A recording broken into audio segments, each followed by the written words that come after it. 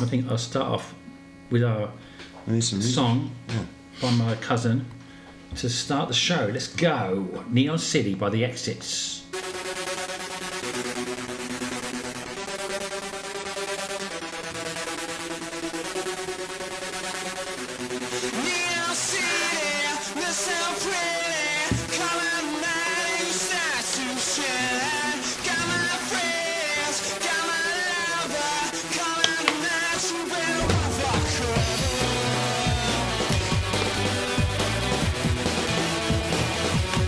Episode 3.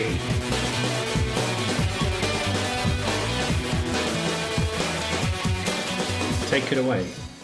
Hello, people. Yo. I'm Simon. And I am Phil. He is. That's Shaolin Phil.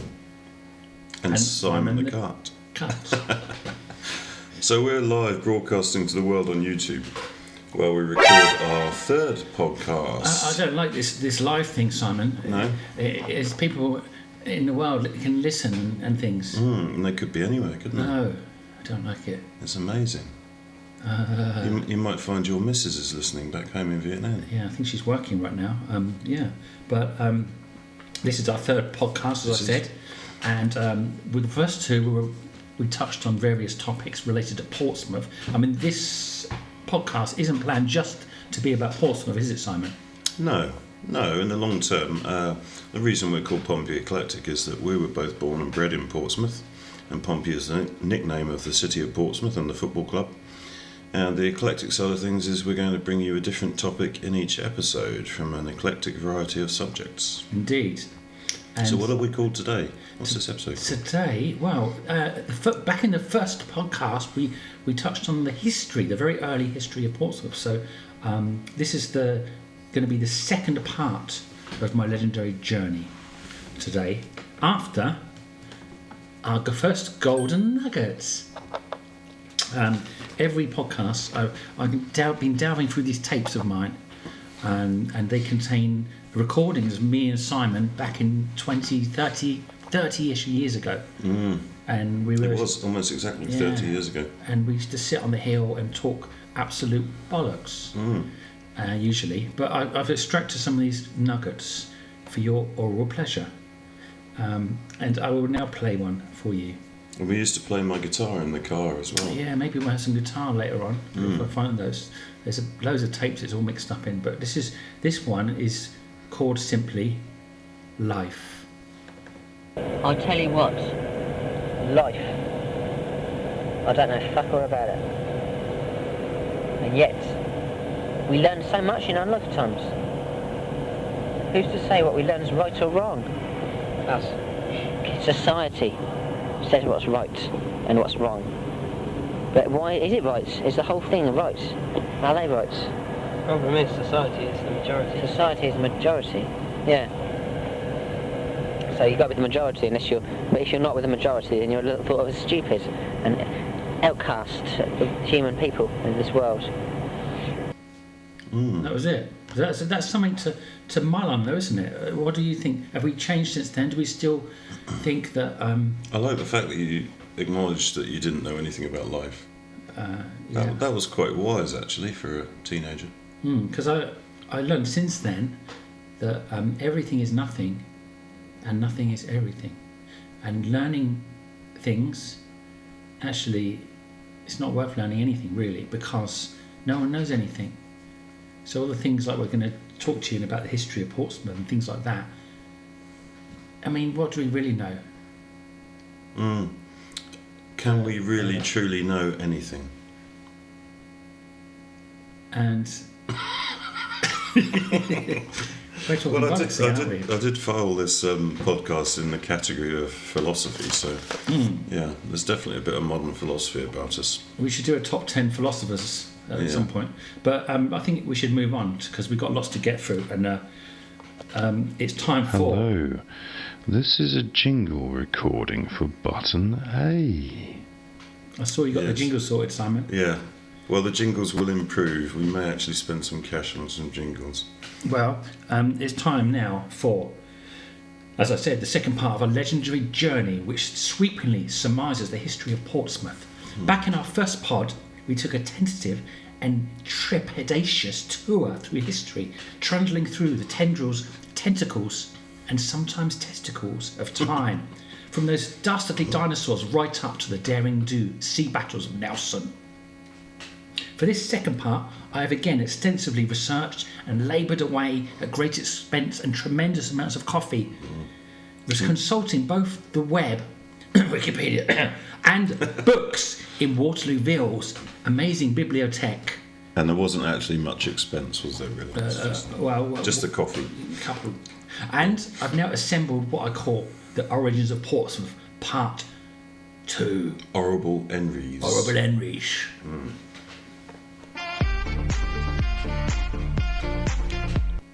Right, last time we discussed how Portsmouth, in its domineering position in the south of England, had grown from a calm patch of coastal crud into the big bad boss of the naval world, with its illustrious harbour, which paid to pirates, pilferers and philanderers plenty. Yet for all these unwashed intrusions onto its soil, there came a time when England got perhaps too big for its britches.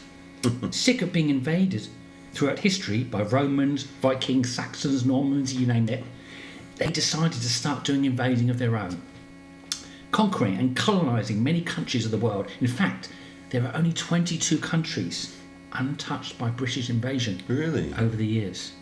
22? That's incredible. We could do a whole nother pod on this. And there must be, 500 countries in the world? Yeah. So we did go a bit overboard there. Now, this lust for invasion, of course, it was all down to Britain's leaders who wanted to make a name for themselves. In part 1, I mentioned a particular king called Henry, later called Henry I, once there was more of them. And there's 8 of them, in fact. 8 of the blighters. Well, Henry he was the king of England from What's he called? Neo? Don't get that. Matrix. Neo. The one. The one. Whoa. Tenuous film link there. Yeah. I knew that button would come in handy. Should have gone to the bathroom before I started. Okay. Anyway, from 1068, Henry I until 1st of December 1135. I knew that from a paper I'm reading off. I mean, I knew it from my mind. He used his dubiously won titular title to cavort with copious consorts and courtesans on top of his wide-ranging collection of won-over wives, producing enough potential heirs to fill an extra-large airship, if those indeed existed back then. Anyway, I don't know about you, mate. Why do I let you do this research on your own? But I don't know about you, but if you look through the royals, this penchant for abusing power seems to be a trait among many of the Henrys who became king after each of their increasing in numerals namesakes. So before we get back to today, I thought I would briefly touch upon each of them, and while doing so, note their contributions, if any. What's a pin shot? To Portsmouth. What penchant? Penchant. Penchant. But you're speaking like a Frenchman. Yeah, but that's how you pronounce it. No, I say penchant. You said pin shot. Penchant. Okay, anyway, sorry, carry on. It's my accent which is evolved. Sorry.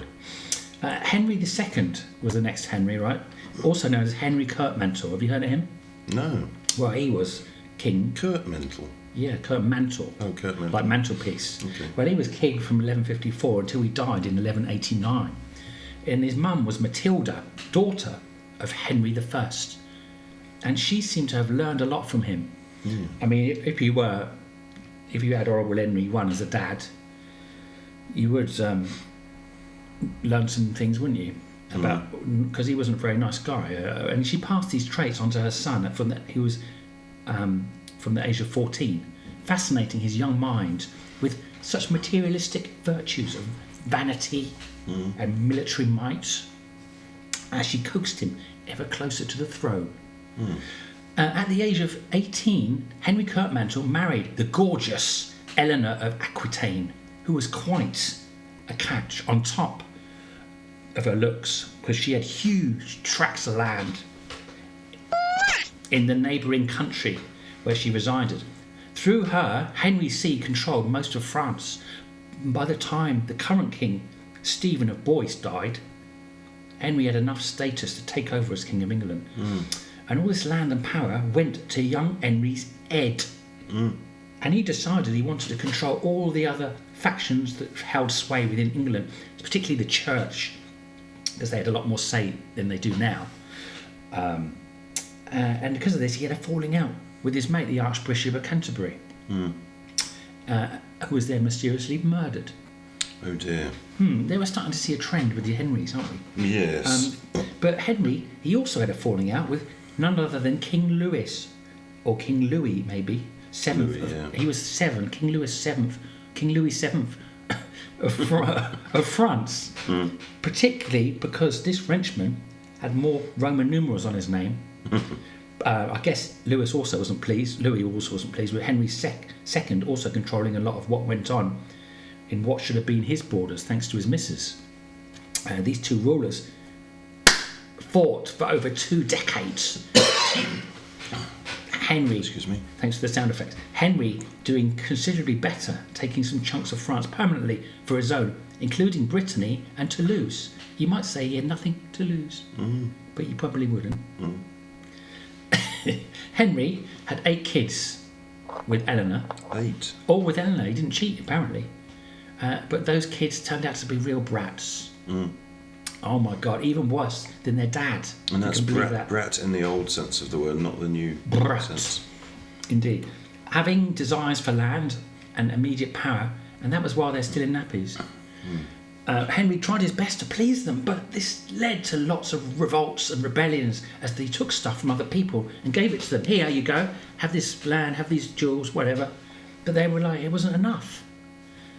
It just wasn't enough. 3 of his revolting sons, including one known as Young Henry, encouraged from the shadows by Philip, the son of King Louis VII of France, trying to get some payback here, he decisively encouraged them to defeat their dad. Their own dad. In the end, after some scuffles, he fled with a bleeding ulcer and he died soon after that. Henry II died and he was succeeded by his son, Richard I, also known as Richard the Lionheart. Yes. Awesome! I only said good things about him last time, Richard, if you recall in the first part, Richard the Lionheart. But it turns out he's one of these spoilt brats who went against his own dad. So now all that good stuff I said about him, like, what? I just can't look at him in the same way, can you?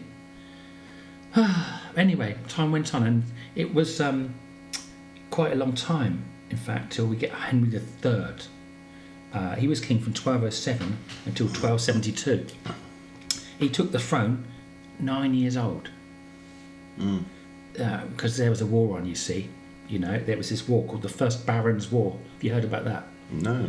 Oh, well, anyway, it was a war with some barons, I think. And who better than a Henry to take charge? It was a good choice. Even at 9, Henry was like, right, let's kill them. I guess, if you take the throne at that age, you'd have lots of advisors anyway, wouldn't you? Well, yeah. You'd have councils of people. Says kings don't really do much. They just parade around with their fancy clothes. And I think they used to do a lot more than they do now. Yeah, but anyway, it turned out to be a good choice after all, because Henry III defeated this rebellion at the battles of Lincoln and Sandwich.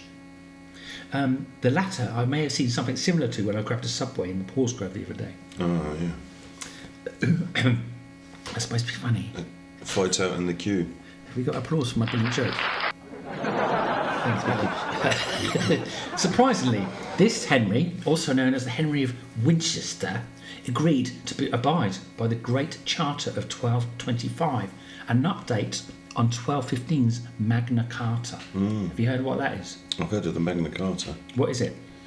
It's a large charter, but it basically gives certain rights. And I think there are about 4 of the rights which are still effective even today. Wow. But it's stuff like... don't pick your nose in public. No, it's fundamental principles of law, like the right to have a jury of your peers. So you have the right to be tried by a jury of people who are similar to you. Right. You know, members of the public. Don't burp in public as well. Anyway, yeah, this Magna Carta. But there are 4 copies of the Magna Carta. Oh. And they were held, I think one was in York Cathedral, one was in Salisbury Cathedral, one in London. Can't remember where the other one was. Well, go and check out the Magna Carta. I did actually go and see the Magna Carta in London, and one of the other ones, the one in Salisbury. Well, this Magna Carta was updated in 1225, which is the one that Henry III was asked to abide by. Now, he's the king. He could have said, nah, sod this, but he went with it. And this limited royal power and protected the rights of the rich barons. So why did one of the Henrys did something like that? Because they were all power hungry mostly. There's a reason, because he was a good role model, because he had an idol he looked up to. Yeah. Edward the Confessor, also known as Half a Half the Knut. That was his idol, because if you remember, Eddie the First, he was involved with loads of religious stuff, and he did lots of good things. So these barons say, oh, this Henry, he's a bit into the religious stuff. Let's get him to, abide by this charter, and because these royal types are getting a bit hard to handle. So let's rein their reins in a bit. And surprisingly, Henry did this without complaint, because he actually worked hard as a king. It's like a job to him. It wasn't just like gallivanting around and cavorting with courtesans. He didn't leave all the crappy jobs to his ministers. He did some himself, and he gave a lot generously to charities. So even though this Edward the Confessor was long dead, for some reason he looked up to this previous king, and he even went so far as to adopt him as his patron saint. It could be that Henry was also into this religion and his Edward's handiwork of Westminster Abbey, but he wasn't just a churchy-perchy, as mentioned in the last pod. Did it say that in Wikipedia? No, it might come up with that. Churchy-perchy. But as mentioned in the last pod, Henry assembled one of England's finest armies at Portsmouth's brand spanking new naval base. Finally got into Portsmouth, do you believe it? This is what he used to plan to invade France, because there was all this fraternising going on with France over the years, and they went out. They amassed an army. They went across the English Channel, but then they got the heebie-jeebies and they came back. So it didn't happen, this invasion. But of course, this Henry sounds all right, doesn't he, so far? This Henry III. Yeah. But there's no such thing as a totally good Henry. No, there isn't. And this one has some downsides too. Shall I tell you what they are? Go for it. Well, he taxed the people a lot. He caused a lot of uproar with his expensive foreign policies and heavy-handed highway robbery-style taxation. To do this, he used some Poitevin half-brothers called Licinians to collect debts, who became notorious for their heavy-handedness, and they may have even coined the phrase, you want to be careful, mate, because things might get broken. But a more Shakespearean version of these words, probably. Henry, in his money-grubbing ways, especially went after the Jewish people of England, probably because of religious differences, as it always seems to be the problem, even today. But he took their hard-earned wonga away, and he used it mainly to build lots of palaces and hold lavish religious ceremonies. One of these, he married his wife, called Eleanor, like the other Henry. But it wasn't the same one, of course. They all seem to have the same names. But with Eleanor of Provence, he had 5 kids. But Eleanor must have got a bit naffed off with hubby's way of doing things, because it is said that to be likely her who went behind his back and talked to his consorts and convinced them to kick out these Poitevin thugs that were going around taxing, thumping people. So they were rather uncouth, according to her, and that's what she did. But Henry III died in 1272 after a 52-year reign, which is the longest in medieval history. And moving on, another almost 100 years later, Henry IV, also known as Henry Bolingbroke, he took power through force, overthrowing Richard II, his childhood friend and playmate. So he sounds like another horrible Canucks. So basically they grew up together, these two, Richard II and Henry IV, but when they got a bit older, Henry chucked him in prison. This is a big problem because somehow this contributed towards general disagreement and unpleasantness during the War of the Roses. You heard of the War of the Roses? I have, yeah. What happened then? Well, they had a big fight. Who did? It went on quite a long time, didn't it? This was the Tudors fighting. That's right. And there was the red rose and the white rose, wasn't it? That's right. I think they were fighting over. I'm not sure. It wasn't about flowers. But Henry IV had 2 wives. The first of which he sired 6 children with. Thankfully, they were better behaved than Henry III's. But during his rule, or was that Henry II's? Anyway, during this rule, Henry IV encounters a lot of rebellions, including those from yet another Henry, the English knight, Henry Percy, also known as Hotspur. In the Battle of Shrewsbury in 1403, they come up against each other. And during this battle, Henry's eldest son, called, guess what? Henry. Was wounded by. I thought you were going to say. You know what? There's always. You know why there's so many Henrys as king? Because they're all called Henry. It's hard not to get Henry. It's like when you used to get these packets of the Panini football stickers. Oh yeah. And Panini, is it Panini? Panini. Panini. I can't even say that. And they always got the same player. Every pack. Sometimes. Yes. They definitely printed a lot of certain players. So and they printed a lot of Henrys. Yeah, so you had lots of doubles. But then you could go to school and trade them. You could trade them, couldn't you? Like they used to do with cigarette cards. I don't know if you can do that with kings. No. Unless you're playing cards. But yes, this Henry's eldest son called Henry, he was up against this knight, Henry Percy. So things got a bit confusing on the battlefield. But Henry, son of the Henry V, he got a arrow or something to the face. No, another one. Yeah, an arrow to the face. Was it Rufus? Who was the one that got Rufus as well. He caught an arrow in the last episode. Yeah, well, this one, who got arrow to the face, this Henry, he became King Henry V. So I think he was also known as Scarface, but maybe not. The only king, this Henry V was the only king to be crowned King of France. Very interesting, because the French were continuing to attack England all this time, and by now no one knows started it. It was just fighting. Oh, I hate these people. I hate them over the sea. Let's just fight. And he's like, I had enough of this. I'm going to stop it.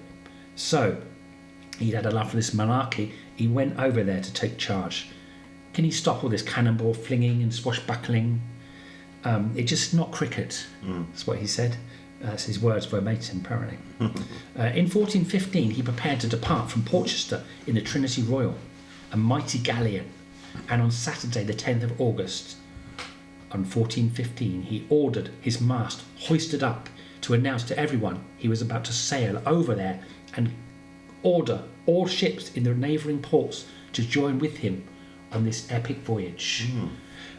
So it was that 1,400 vessels carrying an army of some 6,000 men-at-arms and 24,000 archers were ready to head out across the channel that next day. And guess what happened? A storm. No, they did it. They went over there, and after some besieging, they had a historic victory at Agincourt. You may have heard of it, 25th of October 1415. So this was the first victory over France. And Henry V, he also ordered the construction of Portsmouth's famous Round Tower. as a naval defence in 1417. But it was it was him, and but it wasn't fully finished for another 10 years.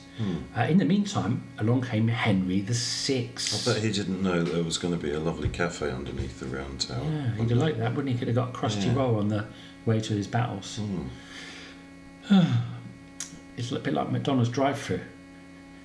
I thought you said Madonna's drive-through. Is my voice bit? Drive-through, yeah.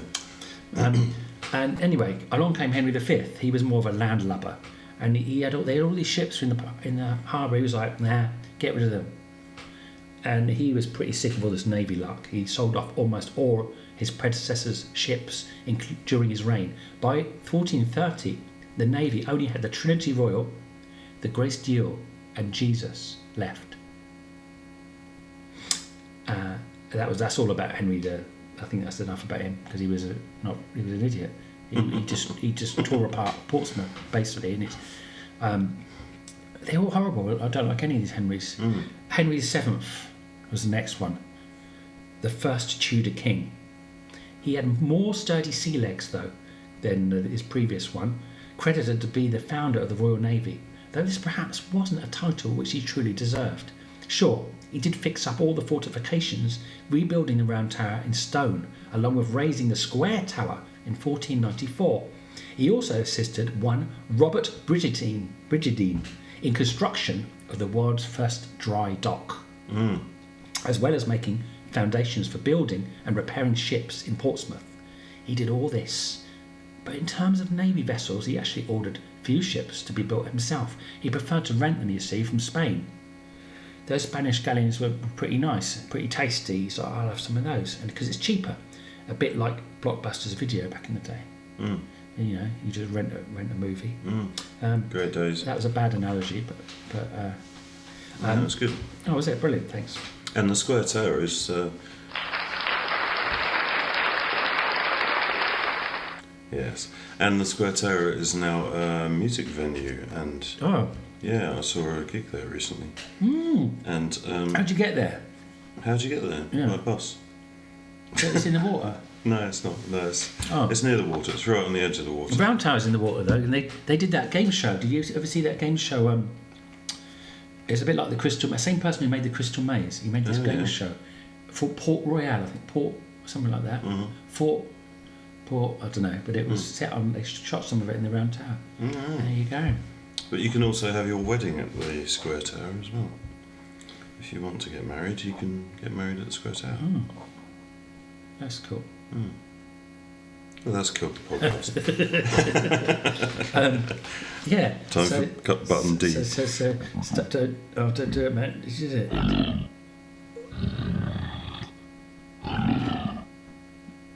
Is that it? That's it. Okay. Right. So Henry VII, right? He was a known penny pincher. You see.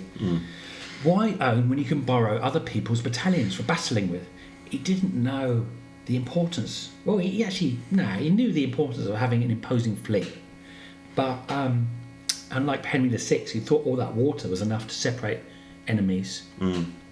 However, I'm not sure what the agreement was if Henry VII's lone vessels from the Spanish were sunk, or how much compensation would have to be paid. But I guess that was a wager he was willing to risk. Well, I might be doing Henry VII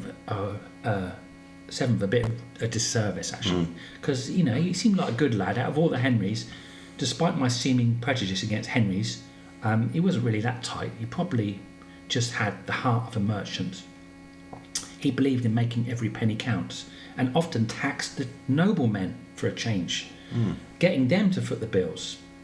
Obviously, today's governments could take a leaf or maybe a whole bloody tree out of his books. Methinks, but that was the first good Henry, and there was only one more to follow. Were things changing for the better? Would this final Henry continue to drag his namesakes out of the murky depths, or sink them like a certain ship called the Mary Rose, which we will get to soon? Oh, good, yeah. So finally, looking at Henry VIII, we might, everyone knows a bit about Henry VIII. Everyone thinks they do, I think, but actually a lot of it is not a lot of the common knowledge is not actually correct. Yeah, is it? that's why I put the record straight with my amazing. One of the things is how many wives he had. Because I saw an episode of QI the other day Everyone thinks he had 12 wives. with Stephen Fry, and people normally think, well, he had 6 wives, but actually, I think they said he was only married to 3 of them because there were certain reasons why the weddings weren't legitimate. Well, let's not. Weddings were annulled or they didn't do the service properly. Let's not get bogged down in logistics. They were wives because I put 6. Okay. Anyway, he had many wives. He seemed to be going for a world record, or a king record.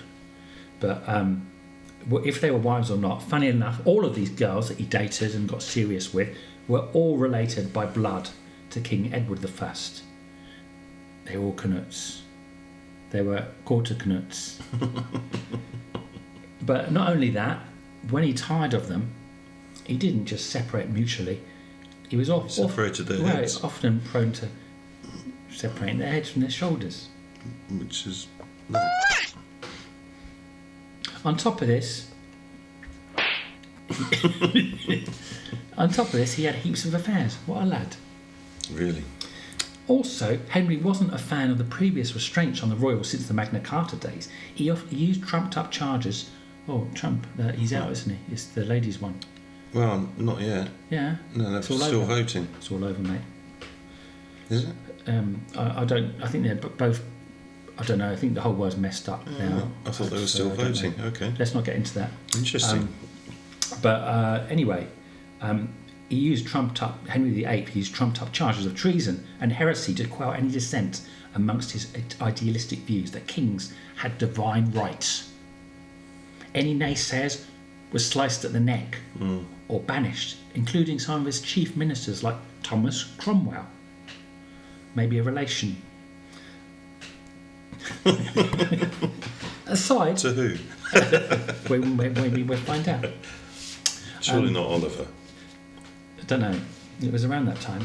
Aside from his worrying preference to put an axe to his exes and colleagues instead of having a civilised chat, Henry VIII did lots of other stuff.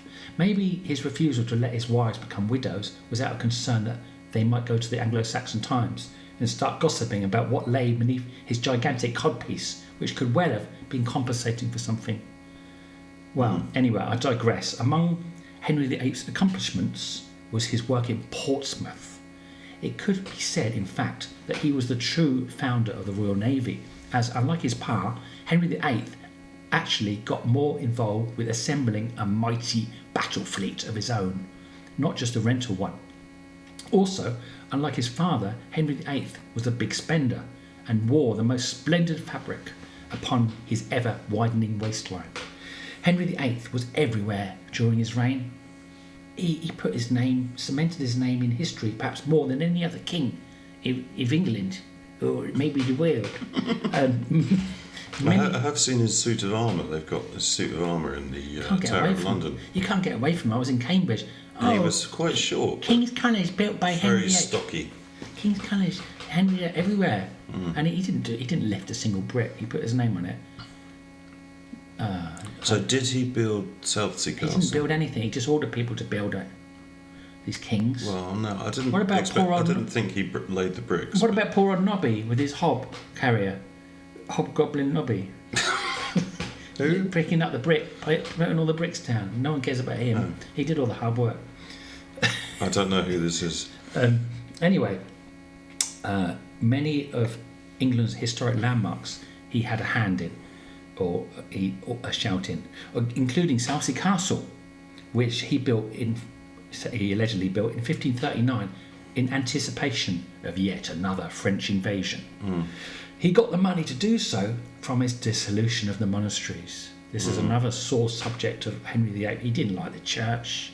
He's like, oh, it's a waste of time, What isn't was it about the monasteries he didn't like? Was it the fact that they had their own money and they raised funds themselves? And what's this stuff? They had a lot of land. Why do you sit in this building and shout at sing to some invisible guy? It's silly. Just get rid of it. Is that what he thought? Yeah. So apparently, because he was involved in changing the law on divorce, wasn't he? So that Because He didn't like the churches because they wouldn't let him get divorced. he just said, look, if So your he wife's just found any way and every way he could to get out of his marriages. He just said, if your wife's giving you a bit of a lip, just do this. He wasn't very nice. He got some money from the churches. He also invested heavily in the town's dockyard, using that money, expanding it to 8 acres, no less. Portsmouth Dockyard stretched from the Round Tower to Fort Blockhouse in Gosport Harbour. That far.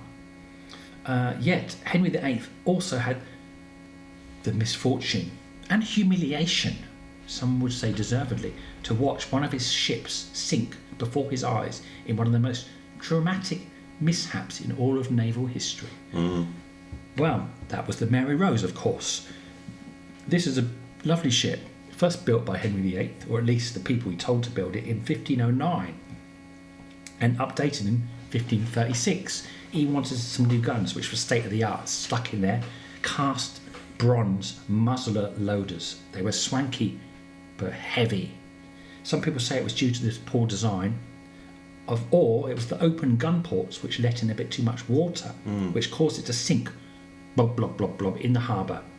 Yeah, I heard it was a design flaw. So to be when it was fully laden, the water line would be higher than the lowest gun ports, which was a total design flaw. And plus, I think Henry VIII must have stepped foot on it with his big belly as well, which probably lowered it even more.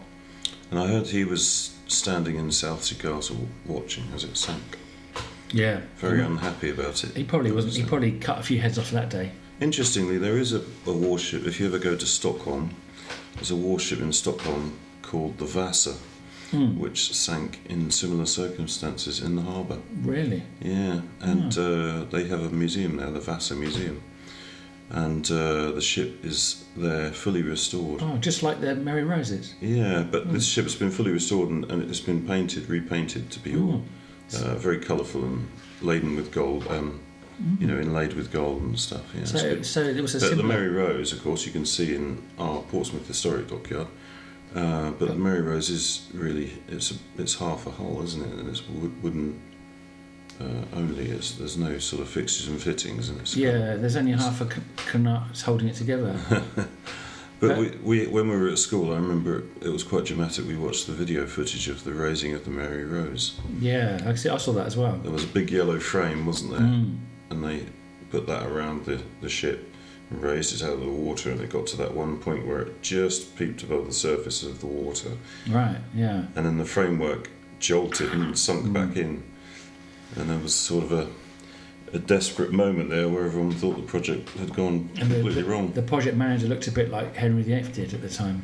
And what about Stockholm? So maybe I thought this Mary Rose sinking was bad, so something similar happened in Stockholm. Maybe they say the same thing. They sit there, that's just the biggest blunder ever. I think it was similar that they put too many cannon on there and too much gold and Don't everything get else. too, hasty with the hardware. That's what I can say. But whatever happened before it sunk, the Mary Rose was in Henry's fleet before that, and it was the flagship. It was a flagship, exactly. And after an alliance with the Emperor Charles V of Spain, probably because they loaned all these boats, they become friends. England went at war with both France and Scotland with the Spanish in tow. It was Henry himself who landed at Calais on the 14th of July 1544 with an army of 30,000 men and besieged Boulogne, which surrendered on the 14th of September before the might of Henry's horde. So Henry did quite a bit. He got some France back. It was always, to and fro between them during these times, and these fighters just fought France all the time. It seemed every king had a bit of a scuffle with France. And Henry, after that, he died 3 years later in 1547 at the age of 55. By this time, he had become severely obese with a waistline of 54 inches, 140 centimetres. This could be traced back to That is big. Yeah, it wasn't because he ate all the pies, well, he did that too, but he had a jousting accident from which he suffered a leg wound, which aggravated an earlier injury, which doctors found hard to treat. And he suffered from this for the rest of his life, and it truly impaired his mobility, leading him to be carried about with the use of mechanical devices. And this was the last of the Henrys. He was gone. England could breathe a sigh of relief. No more Henrys. And they did some good, but mostly people would rather forget them. After Henry VIII's reign, the land was blighted by plague in 1563 as like an appendix afterthought for the Henrys were gone. There was a plague which ravaged England, and Portsmouth itself lost 300 of its 2,000 inhabitants. But life went on in Pompey, nevertheless, until the English Civil War came around. And that's the end of part 2 of my amazing trip. Horrible Henrys. Horrible Henrys. Yeah. I hope you learned something. I certainly did. I did. I can't pronounce a lot of things, that's what I learned. Anyway, how are we doing? The podcast, what's happening now? Well, we're still live. Has anyone watched us yet? No, there's no one there. Nothing? I did say anyone there, question mark. We need that ghost app that we had last time. Yeah, well, we'll work on it. Anyway, but if you're watching this later, which you must be because you're not watching it now, thanks for watching. Please give us some comments. You can be horrible if you want. It's all right. But we should carry on because we've got another of our golden threads. Oh, the golden thread. So this is a top 10, and what are we doing for this top 10 this time? I think we're going to do famous people born in Portsmouth, aren't we? Yeah, sounds good. Okay, excellent. So Portsmouth is a big city, so there must be loads of famous people that were born here. Is that right, Simon? There are quite a few, yes. And in fact, many more than we're even going to talk about here. But we've just picked out a few select choices. And I'm going to go in with the first one. Is Christopher Hitchens. Who's that in? Christopher Hitchens. I reckon he was a TV guy, wasn't he? No, well, he was an author and a journalist. Oh. Some say a polemicist. But he did a lot of public speaking and debating on various subjects around faith, culture, politics and literature. All right. He wrote 18 books. He was born in Portsmouth in 1949. All right. And he has a famous brother as well, Peter Hitchens, who's was also a journalist. He's a columnist, I think, for the Daily Mail. Oh my God, the Anglo-Saxon Times of today. Yeah, but Christopher Hitchens is a bit of a hero of mine. Really? He actually he actually said of himself that he was an anti-theist. So other people would say atheist, but he said anti-theist, meaning that he saw all religions as false, harmful, and authoritarian. I can see his point there actually, because a lot of them are. A lot of them have a good side as well, but the trouble is, believing on nothing is just as harmful. Surely, if you blink your eyes, not accepting any. Well, I don't think anyone believes in nothing. Well, isn't that what the antithesis of antithesis? No, because he endorsed free expression, scientific skepticism, and separation of the church and state. But isn't it being blinkered saying there's all this world out there and there's no point to anything? Well, I don't think he said there was no point to anything. He wasn't really a nihilist. All I know is everything is nothing and nothing is everything. But he said that he argued that science and philosophy are superior to religion as an ethical code of conduct for human civilization. Exactly. So his point was that religion was civilization's first attempt. Sorry, humanity's first attempt at civilization. To me, it was the first. Civilized. It was the first attempt to control people, because back then there was no kind of, there may be feudal kind of leaders, but there wasn't enough. People were causing problems, so they went, "There's this man in the sky. You're going to go to hell if you don't listen to him." But before that, it was they worship nature. So maybe they said the storm will kill you, or the typhoon will gust all over you. Anyway, I don't know. I'm interrupting your. That's all right. He was born in Portsmouth, as I said, and no one knows where he was born exactly. We know he was born in Southsea, but his house is unknown, which is quite interesting. Mystery. Did a lot of research myself to try to find out which house he was born in, and there are no records of it. Maybe we can do like a detective, try and track that down. Yeah, so if anyone does know anything about that, where he was born, that would be great to hear. Yeah. I did actually write a letter to his brother, Peter, a few years back. Wow. Did you get any response? I did, yeah. I got a letter back, which was from his PA, dictated by him. Did he know where his which said he didn't know. No, he didn't know where his brother was born. I find that very difficult to believe. Other than it was in Southsea. And he said that maybe I could try inquiring of Carol Blue, who was Christopher's wife. Oh, he hitched up with her. Who lives in America. Okay, well there you go. Keep at it, Simon. We want to hear how you get on with this hitching story. Well, yeah, and I do have an ambition to try to found a statue of Christopher Hitchens, because we don't have one in Portsmouth. If we can find out where he lived, then and he was a very important. Even a plaque or something would be nice. Yeah, he was a very important person, really. I'll have to look into some of his works. But he discovered quite late on that his mother was Jewish. He didn't realise that. Didn't discover that until he was 38, and then sort of went on to identify as a Jew himself. All right, so he had a turnaround on his. Yeah, but he did evolve his thinking and his beliefs all the way through his life, because he was such a great reader that he read a lot of different philosophical and social critic type work. Yeah. And that sort of informed his thinking. Oh, interesting. I'll have to look into his work, because I like to read all kinds of stuff. I don't consider myself.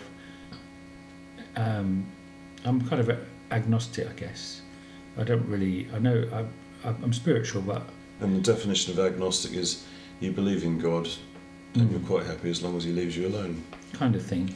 Yeah, but I'm not really I don't like belonging to any kind of group really, because I'm against segregation. I think we're all, as Bruce Lee said, under the sky, under this world, we are all one family. It just so happens that we look different. Good old Bruce. His philosophy. Bruce Lee. His episode. And Bruce and your hero, Jimi Hendrix. We'll do a Jimi Hendrix. These people have got amazing. Even though like Bruce was really into martial arts, I call him the Einstein of martial arts, because he transcended his the pugilistic form. You can relate all of his philosophy to anything. It's really interesting, some of his stuff. Anyway, we're getting off track a bit, so should we? Yes. Well, I'm still on Hitchens, just for a moment. More Hitchens. He was bisexual in his younger days, because he had sexual relations with two male students at Oxford, who later became Tory ministers.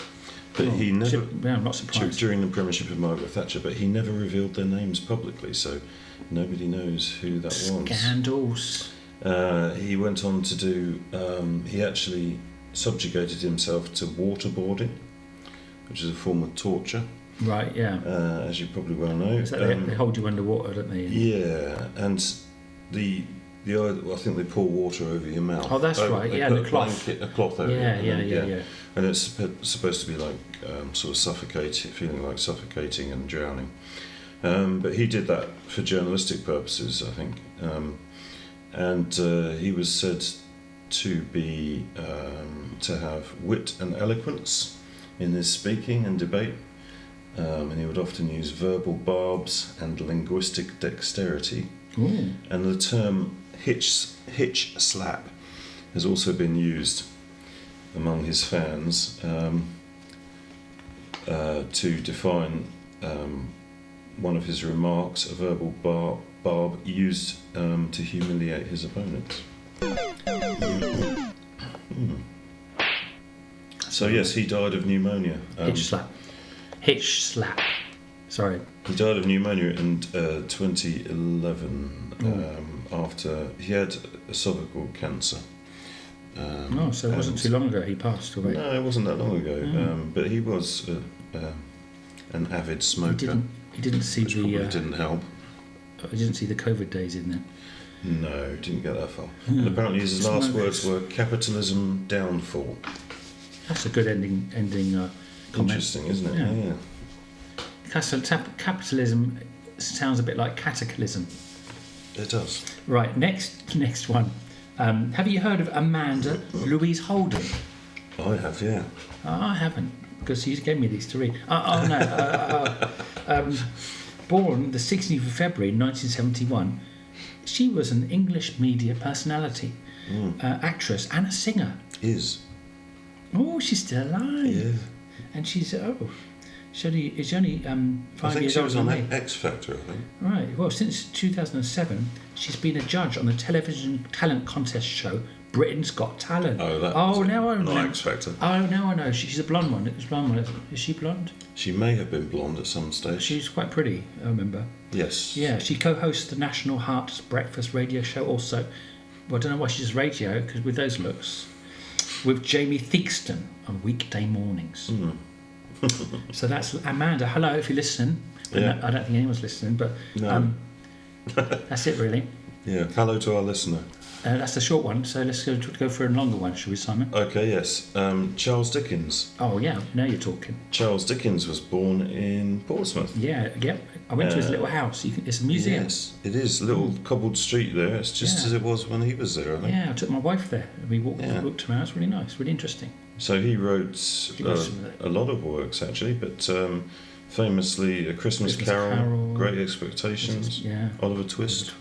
Can I have some more, please, sir? Tale of Two Cities. Sir. Oh, no, that's something else.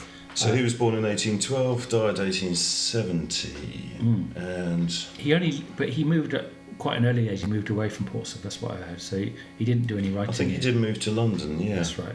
But he was well known for his fictional characters. So his characters became quite well known. Yeah, I mean, he left school at age 12 to work in a boot blacking factory.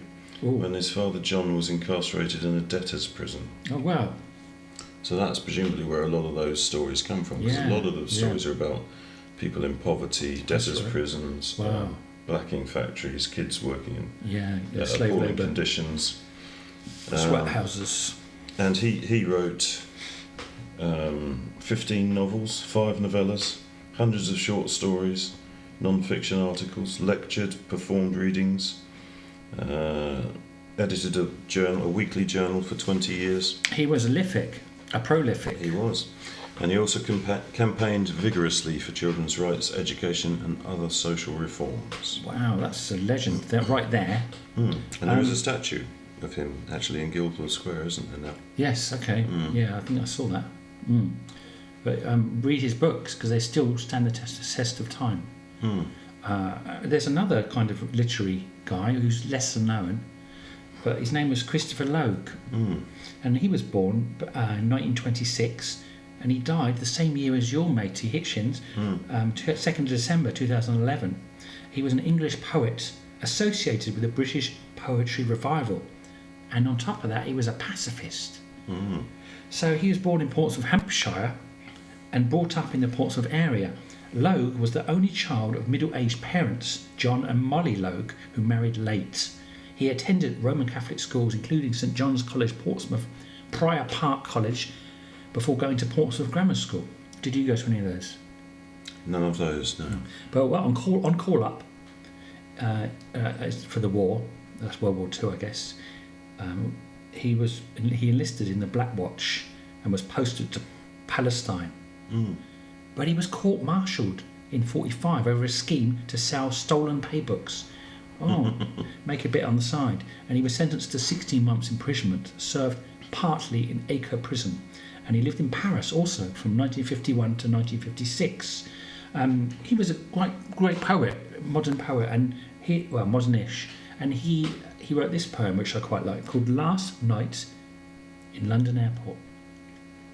Last night in London Airport, I saw a wooden bin, labelled Unwanted Literature is to be placed herein.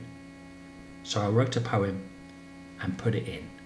He definitely had your sense of humour, I think. Yeah, I like this. I'm a big fan of the more comic poets like John Hegley, John Cooper Clarke. John Hegley, yeah. You know, those kind of quite good poets, humorous. Even some of the feminist poets I quite enjoyed, like Wendy Cope. Quite humorous. Oh, I like Wendy Cope, yeah. Yeah, some good stuff out One of there. my favourite poems was by her about finding love on the bridge. Do you know that one? I do. Something along the lines of walking across the bridge. There was I found love, and I don't know. There was one she wrote called "Making Cocoa for Kingsley Amis." That's well known, yeah. And she said, "I knew it wouldn't make much of a poem, but I love the title." That was it, something like that. Anyway, next one. Well, Martin Amis, who I think was his son, was a good friend of Christopher Hitchens. Oh, there you go. Segue. Literary connections. Wow. Any more literary people to mention? No, but we've got some politicians floating about. So James Callaghan, All right. also known as Jim Callaghan, he was born in Portsmouth, 1912. Irish descent, obviously. Well, I guess so, yeah. Unless he was not an O'Callaghan. No, so he was born in Portsmouth and he became Prime Minister. Oh. 1976 to 1979. That's the year we were born. We were born, yeah, both of us. Leader of the Labour Party, and he's the only person to have held all 4 great offices of state, being Chancellor of the Exchequer, Home Secretary, Foreign Secretary, and of course Prime Minister. And there is actually a James Callaghan Drive, which I think is on the top of Portsdown Hill. Oh, wow. Portsdown Hill's got a lot of mysteries. I was going to mention Penny Mordaunt as well, who's a current MP. Yeah. And she was the one who, at the ceremony of the crowning of Charles, she was the one who walked in front of the procession with a very, very large sword. Oh, right. Which was so big, I don't know how she managed to carry it for all those hours, but she actually went to school at Springfield, which is where I went to school. Oh, okay. She was born in Portsmouth. Wow, there you go. Did you? But obviously before your time. Well, after my time, I think. I'm guessing. Oh yeah. Oh, we got old. Why are we old? Okay, right. Don't go into meltdown. Let's just keep on the track here. How many have we done now? It must be about 8. No, well, we're halfway through, I think. Go on, go for it. Oh, well, all I've got left is some honourable mentions. So just do a couple of those then. I'll do a couple of. I've got a couple more to do. This is a really good one. I'll do a couple of honourable mentions, and you do one more, and I'll do 2 more honourable mentions. Yeah. Okay. This first honourable mention, you might not know this, but there was a Austrian bodybuilder who was quite famous in the world of movies, and then went on into politics, becoming the mayor of California. And his name was Arnie Schwarzenegger. And, he briefly lived and he trained in Portsmouth. He did? I think it was just a weekend or something, I don't know. It wasn't long, as I understand it, maybe a few months or something. But he came here, and then after a week he's like, get to the chopper. I'll be back. I won't be back. And I've got another one. This one, we mentioned him in every pod so far. So Arthur Conan Doyle, of course. He wasn't born here. He was born down in Scotland, in Edinburgh, I think. But he had his practice here. He obviously is famous for the Sherlock Holmes stories and the Professor Challenger stories and loads of brilliant books. My favourite author.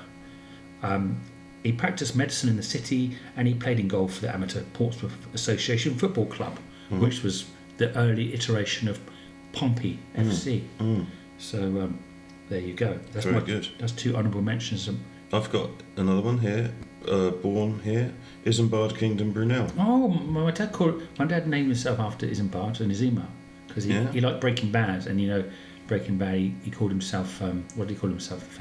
After the famous. I've never seen it. You've never seen Breaking Bad? No. Oh my God. Anyway, carry on. So there is a statue of him here in Portsmouth where he was born. Born in 1806. So he was a British civil engineer and mechanical engineer, and he was actually voted in a poll of greatest Britons as second place after Winston Churchill. Oh, okay. That's So fair he's enough. very highly regarded in Great Britain. Wow. But he built dockyards, the Great Western Railway, Wow. steamships, lots of bridges and tunnels. Wow. And again, he, at 15, his father was sent to a debtor's prison for debts of over 5,000. So another Like one. old Charlie boy. There's another one, yeah. Yeah. And after 3 months went by with no prospect of release, his father, Mark, let it be known that he was considering an offer from the Tsar of Russia. Wow. And then that forced the government to relent, and they issued him £5,000 to clear his debts in Wow. exchange for his promise to remain in Britain. Wow. Wow. And a good bit of business it was too. Yeah, they didn't want him to go over to the Reds, did they? Exactly. So that was a good bargain plea. Do you think he did? Clever bit of politicking. Do you think he was, trying to, play his cards and not go through with it? I don't think he would have gone would've- through it. I don't think he would have. He was a Because traitor. you spent some time in Russia, haven't you? You've been I did, yeah. rushing about quite a bit, Just a bit, yeah. but mainly for the ladies, is what I heard. Some ladies, some food. Mostly one lady. Lots of food. Those Russian ladies. Brunel also designed something I didn't know. Designed prefabricated hospitals, which they sent 18 of these to Crimea Wow. during the conflict, during the war there, and the famous nurse Florence Nightingale worked in one of them Wow. and performed her heroic duties. She brought many men back to life. Yes, and a lot of that seemingly was down to these prefabricated hospitals, because they incorporated the necessities of hygiene, access to sanitation, ventilation, drainage, Wow. Bruno. rudimentary temperature control. Tell you what, I thought Henry VIII did a lot, but Bruno seemed to outdone even him. And more decent things, not just nice posh buildings. And as for Amazing. stats, they treated approximately 1,300 patients in the main hospital that was there, and there were only 50 deaths. Wow, that's pretty impressive. And before that hospital was used, the figure was 10 times that high, What, the deaths? the number of deaths. Yeah. God, Mm. that's amazing. Isn't Well, I've looked more into. Yeah, I've heard of this Isambard guy, but I haven't really looked into his life. What an amazing life he had. Well, let me do two more honourable mentions then. This is another famous author, Rudyard Kipling. He was obviously the author of The Jungle Book, many other books. A book called Kim, which I really liked. He wrote. He also was famous for his poetry. He did that really famous poem. Life something. Oh, you mean If? If. Yes, brilliant poem, yeah. That's a fantastic Yeah, poem. look that one up. I would it's read fantastic. it to you, but I don't want to bore you too much. Yeah. And also, It's very good. there was another famous author associated with Portsmouth who wrote The War of the Worlds, science fiction books. That was A classic. That was made into a radio show that scared America, terrorised America. That's right. People Thought believed it was real, didn't they? And A Time And Machine. they panicked. Time Machine's another classic. Oh, Time Machine was brilliant, wasn't it? That was made. There was a good film made of that, not the recent one, the one before, I think. Yeah, but he lived in Portsmouth during the 1880s. He spent 5 years in a foster home here. So maybe he saw some of those UFOs that you saw, or something. Okay, that's one more. Yeah. Davy Jones. You know when there's a locker at the bottom of the ocean with his name on it. This isn't the same guy. This was Davy Jones of the Monkees. I remember him. He's The man with the tambourine, the lead singer. We're the Monkees. Lived in Bedhampton, believe it or not. Yeah, and he may still live there. Ooh. But yes, I think it was just on one of those first houses, just on the top of what's the hill called? Portsdown Hill. Portsdown Hill. Yeah, Bedhampton Hill becomes Portsdown Hill, just up there. Okay. So I've got one last birth in Okay. Portsmouth. Peter Sellers, Oh wow, what a legend. CBE, who was an actor and comedian, Loved him. Brilliant. born in 1925, and first came to prominence performing in The Goon Show on BBC Radio, which is a very famous TV series. Yeah. Famously loved by Charles once Yeah. Prince, now King. And who was in that? Harry Seacombe and Yeah. Spike Milligan. Spike Milligan and Gardeny guy, the nature guy, Bill Oddie. No, you're thinking of Oh, the Goodies. oh, the Goodies. Yes, that was much The later. Goons. But the Goodies was fantastic as well. The Goon Show was With the Dr. best Tim one. Gardner. Yeah, the Goon Show was one of the original I think that, classic comedy yeah, series. Didn't that inspire the Pythons? I think it did, Yeah, yeah. But Sellers also featured in a number of hit comic songs, apparently, and became most widely known as Chief Inspector Clouseau in the Pink Panther films. Yes, fantastic. Mm. He also played a role in Lolita and Casino Royale. Yeah, okay, wow. But he was born in Southsea, made his stage debut at the King's Theatre, which is still there in Southsea, when he was 2 weeks old, apparently. He was brought on stage as a baby. Wow. And he was considered by Turner Classic Movies as the greatest comic actor since Charlie Chaplin. Wow. He did a film, is it called Being There? Don't know that It one. was one of his last films. And didn't he do stuff with Dudley Moore as well? He may have done, yeah. Oh, that's Peter Cook now. No, Peter Cook. Yeah. Yeah, He was Dudley Moore. another classic, but yeah. Peter Sellers, I'm sure he did a film called, one of his last films, which is brilliant. He did some brilliant stuff. My aging memory, I'm pretty sure I got that one right, but yeah. Peter Sellers also lived in Muswell Hill. I made a note of that because I used to live in Muswell Hill, and I used to walk past his house on the way to the tube station. Oh, wow, cool. I mean, he wasn't there at the time, but there was a plaque on the wall outside. Yeah, so yeah, so you've got to get the Hitchens plaque. We'll listen to your updates in future pods, hopefully, about that. We must get in touch with Carol Blue. Maybe she knows, as Carol Peter, Blue. his brother, suggested. Yeah. Wow, I think Is that it? Have you got any more? That's it. No, that's it. Well, I think we've overshot our time a little bit. We have. So I think we should call it a day there. And let's just wrap up about what we've learned today.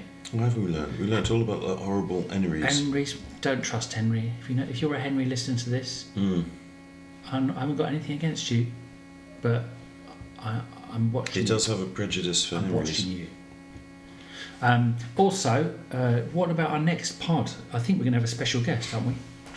Oh, Lord Marshy. Lord Marshes of Yeah. the Swamp. Marshy, the king of Lee Park. Yeah, we got a nice little.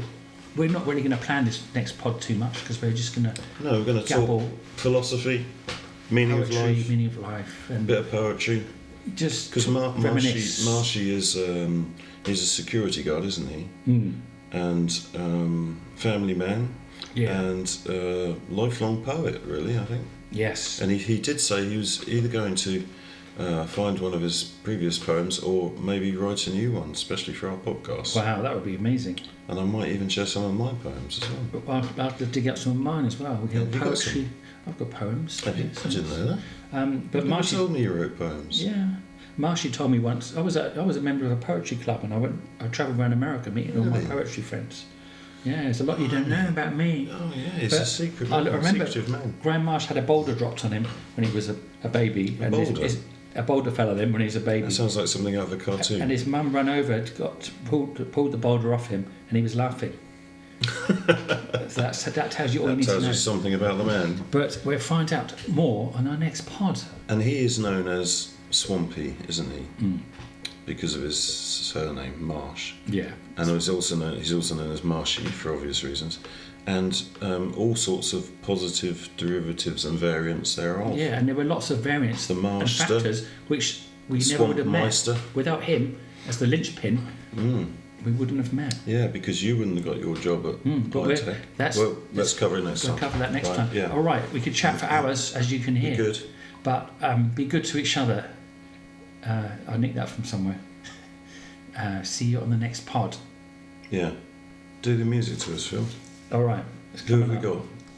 It's the usual.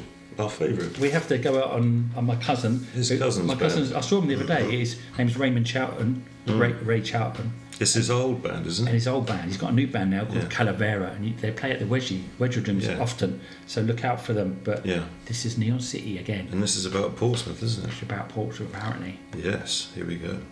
Bye-bye.